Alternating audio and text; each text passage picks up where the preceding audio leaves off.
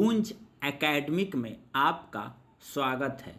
67वीं BPSC mains को देखते हुए आज मैं आपको दल बदल कानून और उसकी वर्तमान प्रासंगिकता के ऊपर चर्चा करूंगा। अभी हमारे देश में देखा गया है कि राज्यों में जो सरकारें हैं उनका अपहरण हो गया। जैसे अभी वर्तमान समय में देखें तो महाराष्ट्र की चुनी हुई सरकार गिरा दी गई। एकनाथ शिंदे नए मुख्यमंत्री बने हैं। कर्नाटक की बात करें तो कर्नाटक में ही भी चुनी हुई सरकार को गिरा दी गई और एक नई सरकार अस्तित्व में आई है। मध्य प्रदेश चलते हैं।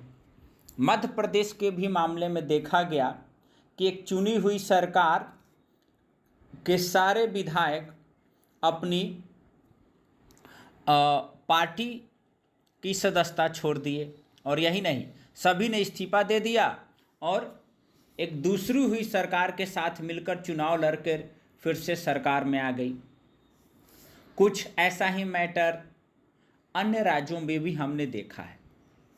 ऐसा नहीं है कि यह चीज़ें अभी ही शुरू हुई हैं। ये चीज़ें 1967 से हो रही है, लेकिन अभी वर्तमान समय में इस तरीके के मामलों की संख्या काफ़ी बढ़ती जा रही है। पहले आया राम गया राम का सिद्धांत था, अब सिद्धांत हो गया है रिसोर्ट संस्कृति का। विधायकों को किसी रिसोर्ट में, किसी होटल में कई कई दिनों तक बंद करके रखा जाता है कि कहीं ये बिक न जाए। ये सारी चीज़ें किन चीज़ों पर उंगली उठाती हैं? वो इन चीज़ों पर उंगली उठाती है, वो है दल बदल कानून।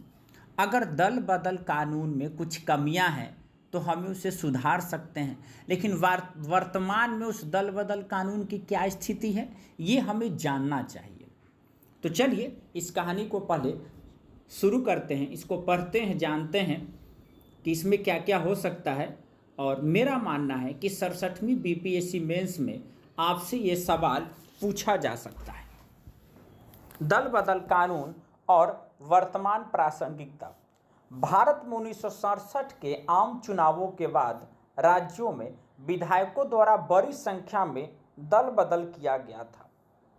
इन दल बदलों के परिणाम स्वरूप कई राज्यों में सरकारों को सत्ता से हटा दिया गया।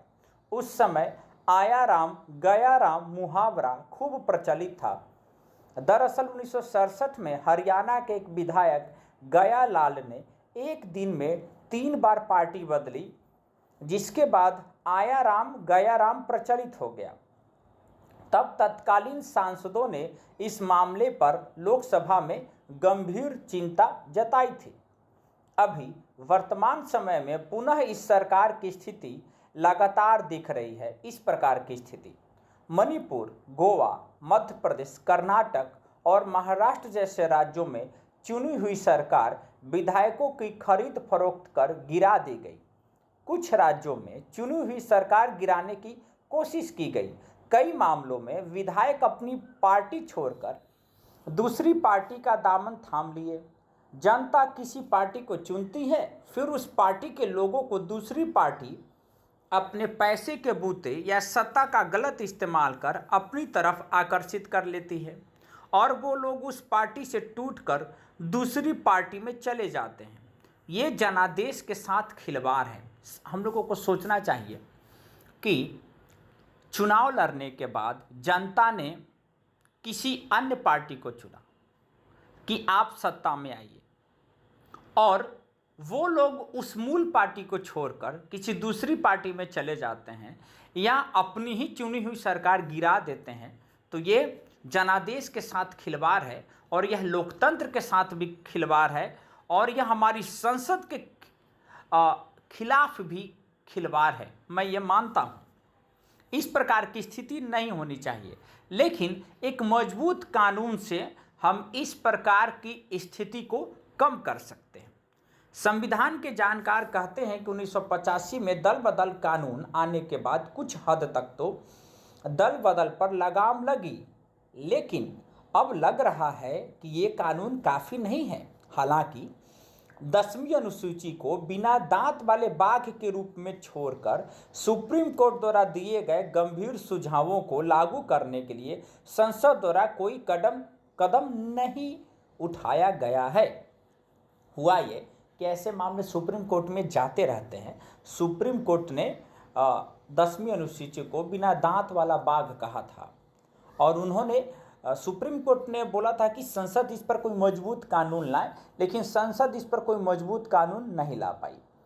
सुप्रीम कोर्ट ने कहा कि स्पीकर को अधिकार नहीं है कि वो सदन की बची हुई अवधि तक बागी विधायकों की सदस्यता निरस्त कर दे।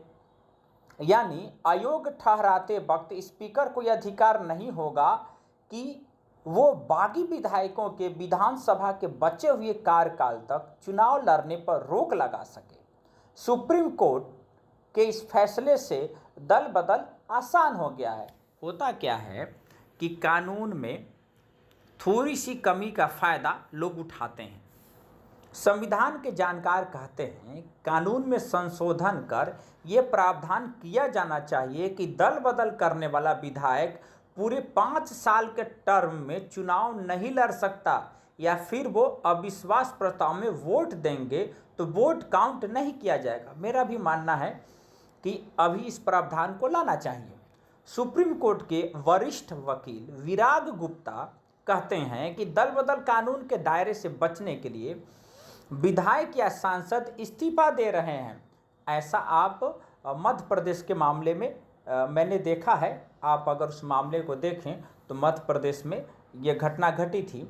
मैं कांग्रेस या बीजेपी किसी भी पार्टी का नाम नहीं ले रहा हूं, और आपको भी अगर ये क्वेश्चन आता है तो नाम लेने से बचना चाहिए। आपको मूल फोकस दल बदल पर रखना है। किसी राजनीतिक पार्टी से के प्रति आपका लगाव हो सकता है, दुश्मनी हो सकती है, वो आपके आंसर में नहीं झलकना चाहिए। आपका जो आंसर होना चाहिए वो लोकतंत्र को बचाने को लेकर होना चाहिए। लेकिन ऐसा प्रावधान किया जाना चाहिए कि जिस पीरियड के लिए वो चुने गए थे, अगर उससे पहले उन्होंने स्वेच्छा से त्याग पत्र दिया तो उन्हें उस वक्त तक चुनाव नहीं लड़ने दिया जाएगा। मेरा भी मानना है कि ये नियम आ जाता तो अच्छा रहता। वो कहते हैं, यानी संविधान के जानकार, कि देशव्यापी कोई बहुत बड़ी वजह हो, आदर्शों की बात है या कोई बहुत उसूलों की बात है तब तो ठीक है, लेकिन बिना वजह त्याग पत्र देने के बाद अगला चुनाव आप फिर से लड़ रहे हैं तो ये तकनीकी तौर पर तो सही है, लेकिन व्यवहारिक तौर पर ये सारे लोग कानून में बारूदी सुरंग लगा रहे हैं। सीधा सी बात है कि वर्तमान जो कानून है उसकी प्रासंगिकता खत्म हो जाएगी। फिर संसद ने जिस संविधान को बनाया वो संविधान किसी काम का नहीं रह जाएगा। किसी भी कानून को तोड़ने वाले उसका तरीका निकाल लेते हैं। यहाँ जो तोड़ निकाला गया है उसे रिसोर्ट संस्कृति का नाम दिया जा रहा है। मैंने इससे पहले भी रिसोर्ट संस्कृति का नाम लिया था। आप देख सकते हैं अभी हाल फिलहाल में एकनाथ शिंदे, आपको लिखना नहीं है लेकिन कहानी जानना जरूरी है। एकनाथ शिंदे जो अभी महाराष्ट्र के मुख्यमंत्री हैं, वो असम में कई दिनों तक शिवसेना के विधायकों को लेकर रिसोर्ट में बंद रहे। राजस्थान में अपनी सरकार बचाने के लिए अशोक गहलोत ने कई दिनों तक अपने विधायकों को होटल में बंद रखा। झारखंड में सरकार गिरने के डर से हेमंत सोरेन ने छत्तीसगढ़ के होटल में कई दिनों तक अपने विधायकों को बंद रखा। मैं फिर बोल रहा हूँ, ये सब चीज़ें लिखनी नहीं है, लेकिन ये सब चीज़ें जाननी जरूरी है कि इसी को रिसोर्ट संस्कृति कहते हैं। क्या है दल बदल कानून? दल बदल कानून 1 मार्च 1985 में अस्तित्व में आया ताकि अपनी सुविधा के हिसाब से पार्टी बदल लेने वाले विधायकों और सांसदों पर लगाम लगाई जा सके। नतीजतन समस्या की जांच के लिए उस समय के प्रधानमंत्री राजीव गांधी ने तत्कालीन गृह मंत्री वाईवी चौहान की अध्यक्षता में एक उच्च स्तरीय समिति का गठन किया। कुछ ही समय बाद समिति ने इस मुद्दे पर अपनी रिपोर्ट प्रस्तुत की, जिसमें न केवल यह परिभाषित किया गया कि दल बदल क्या है, बल्कि उन मामलों के लिए अपवाद भी प्रदान किया जहां दल बदल वास्तविक था। इस समस्या से निपटने के लिए एक कानून लाने के 2 असफल प्रयासों के बाद आखिरकार 1985 में संविधान 52वां संशोधन अधिनियम के माध्यम से 10वीं अनुसूची अस्तित्व में आई। यानी इससे पहले 2 असफल प्रयास हुए थे। 1985 में संविधान में 10वीं अनुसूची जोड़ी गई। ये संविधान में 52वां संशोधन था। इसमें विधायकों और सांसदों के पार्टी बदलने पर लगाम लगाई गई। इसमें यह भी बताया गया कि दल बदल के कारण इनकी सदस्यता भी खत्म हो सकती है।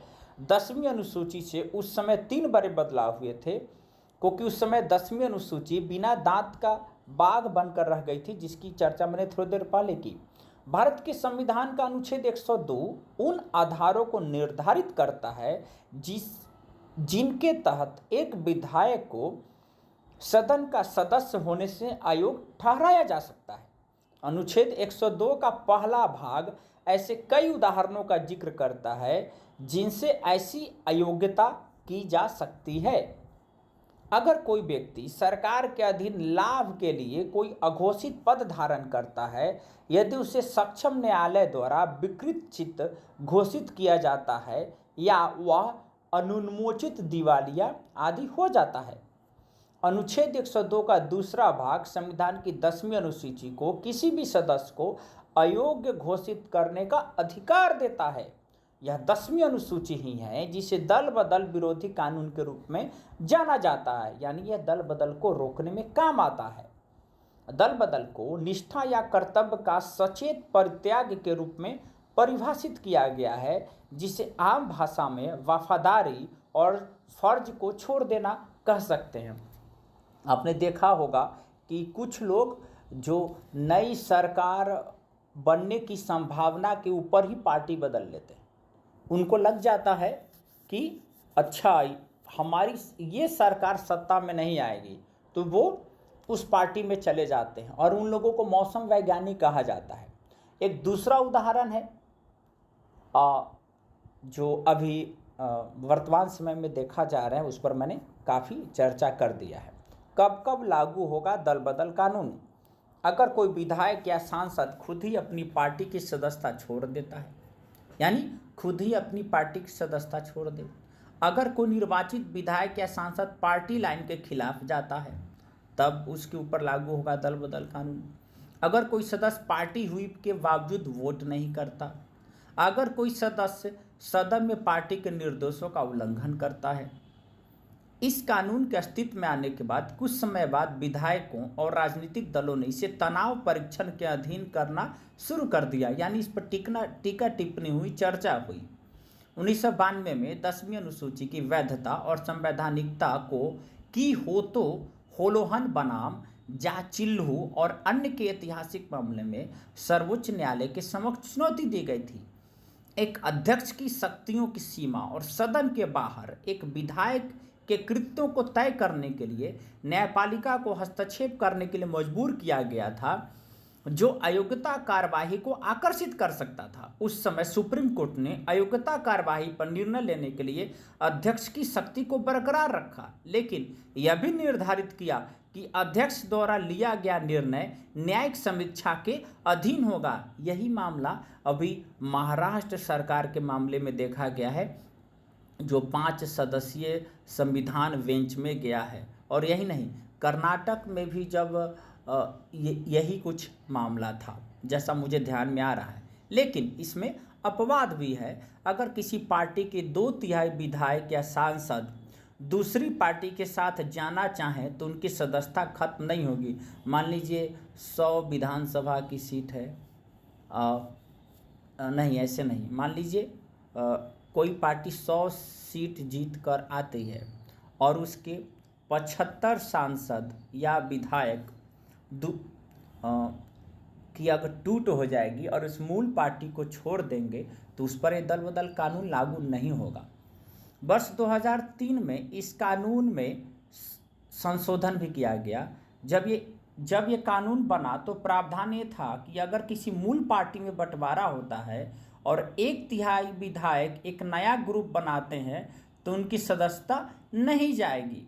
लेकिन इसके बाद बड़े पैमाने पर दल बदल हुए और ऐसा महसूस किया गया कि पार्टी में टूट के प्रावधान का फायदा उठाया जा रहा है, इसलिए प्रावधान खत्म कर दिया गया। यानी पहले 1/3 था, यानी 100 में से आप मान लीजिए 33, लेकिन अब हो गया है 75। इसके बाद संविधान में 91वां संशोधन जोड़ा गया, जिसमें व्यक्तिगत ही नहीं सामूहिक दल बदल को असंवैधानिक करार दिया गया। विधायक कुछ परिस्थितियों में सदस्यता गंवाने से बच सकते हैं। अगर एक पार्टी के 2/3 सदस्य मूल पार्टी से अलग होकर दूसरी पार्टी में मिल जाते हैं तो उनकी सदस्यता नहीं जाएगी। ऐसी स्थिति में न तो दूसरी पार्टी में विलय करने वाले सदस्य और न ही मूल पार्टी में रहने वाले सदस्य अयोग्य ठहराए जा सकते हैं। तो इन परिस्थितियों में नहीं लागू होगा दल बदल कानून। जब पूरी की पूरी राजनीतिक पार्टी अन्य राजनीतिक पार्टी के साथ मिल जाती है, मान लीजिए किसी पार्टी का नाम ए है और किसी पार्टी का नाम बी है, और ए चुनाव जीतकर आती है और ए चुनाव जीतकर आने के बाद पूरी की पूरी पार्टी बी में मिल जाती है, तो उस पर दल बदल कानून लागू नहीं होगा। अगर किसी पार्टी के निर्वाचित सदस्य एक नई पार्टी बना लेते हैं, मान लीजिए जीते हुए सांसद या विधायक यानी ए ने एक नई पार्टी सी बना ली। अगर किसी पार्टी के सदस्य 2 पार्टियों का विलय स्वीकार नहीं करते और विलय के समय अलग ग्रुप में रहना स्वीकार करते हैं, अगर किसी पार्टी के सदस्य 2 पार्टियों का विलय स्वीकार नहीं करते और विलय के समय अलग ग्रुप में रहना स्वीकार करते हैं, एक तो ये हो जाएगा। जब किसी पार्टी के 2/3 सदस्य अलग होकर नई पार्टी में शामिल हो जाते हैं, तो इसकी चर्चा मैंने कर दी है। स्पीकर के फैसले की हो सकती है समीक्षा। 10वीं अनुसूची के पैराग्राफ 6 के मुताबिक स्पीकर या चेयरपर्सन का दल बदल को लेकर फैसला आखिरी होगा। पैराग्राफ 7 में कहा गया है कि कोई कोर्ट इसमें दखल नहीं दे सकता, लेकिन 1991 में सुप्रीम कोर्ट की संवैधानिक बेंच ने 10वीं अनुसूची को वैध तो ठहराया, लेकिन पैराग्राफ 7 को असंवैधानिक करार दे दिया। सुप्रीम कोर्ट ने यह भी स्पष्ट कर दिया कि स्पीकर के फैसले की कानूनी समीक्षा हो सकती है।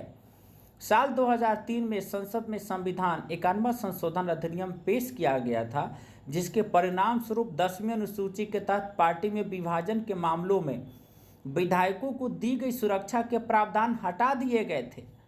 प्रणब मुखर्जी की अध्यक्षता वाली एक समिति ने पाया कि लाभ के पद का लालच दल बदल और राजनीतिक खरीद फरोख्त को प्रोत्साहित करने में एक बड़ी भूमिका निभाता है। नए कानून में यह भी कहा गया है कि 10वीं अनुसूची के तहत अयोग्य ठहराए गए किसी भी व्यक्ति को केंद्र या राज्य स्तर पर मंत्री पद से स्वचालित रूप से अयोग्य घोषित कर दिया जाएगा। हालांकि संशोधन दल बदल विरोधी कानून को मजबूत करने के इरादे से लाया गया था, फिर भी इसके साथ कुछ बड़ी दिक्कतें थीं। ये कानून वो समय अवधि परिभाषित नहीं करता है जिसके भीतर एक विधायक के खिलाफ अयोग्यता कार्यवाही का फैसला किया जाना चाहिए। इस कानून के आधार पर सदन के अध्यक्ष की भूमिका अधिक से अधिक राजनीतिक हो रही है। अयोग्यता का निर्णय या तो तुरंत किया गया या अनिश्चित काल तक लंबित रखा गया था, जो इस बात पर निर्भर करता था कि दोनों में कौन सा राजनीतिक दल के अनुकूल था, जिससे अध्यक्ष पहले से संबद्ध था। इसके अतिरिक्त अयोग्यता कार्यवाही पर न्यायालयों को कोई अधिकार क्षेत्र नहीं होने के कारण केवल अध्यक्ष के निर्णय के खिलाफ या अयोग्यता कार्यवाही का निर्णय लेने में उनकी निष्क्रियता पर न्यायिक उपाय की मांग की जा सकती है। इसने 10वीं अनुसूची के तहत कार्यवाही को काफ़ी हद तक बेकार बना दिया और विधायकों को जहाज से कूदने से हतोत्साहित नहीं किया, यानी विधायक पहले की तरह एक पार्टी से दूसरी पार्टी में जाते रहे।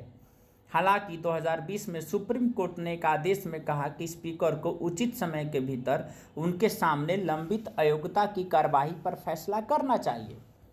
2020 के किसम मेघचंद्र सिंह बनाम माननीय अध्यक्ष मणिपुर के मामले में न्यायमूर्ति रोहिंटन नरीमन का निर्णय दल बदल विरोधी कानून के लिए महत्वपूर्ण रहा है। न्यायमूर्ति नरीमन ने अपने फैसले में दल बदल के मामलों से निपटने के लिए एक बाहरी तंत्र स्थापित करने की बात कही थी। महाराष्ट्र में चुनी हुई सरकार के पतन के बाद नई सरकार अस्तित्व में आई है, सरकारी हो गया है, इसको बदलना पड़ेगा, जो दल बदल कानून को आईना दिखाती है। इससे संबंधित मामला सुप्रीम कोर्ट में पेंडिंग है, फैसले का इंतजार है। दोस्तों, मैंने जो ये वीडियो बनाया है दल बदल के ऊपर 1967 से लेकर अभी तक की स्थितियों पर प्रकाश डालता है। मैं को लिखना नहीं सिखा रहा हूँ, यह आपके सामने एक लेख है। आपके क्वेश्चन आंसर में यह लेख आपकी मदद करेगा। मिलते हैं किसी अन्य वीडियो में, तब तक के लिए जय हिंद, जय भारत।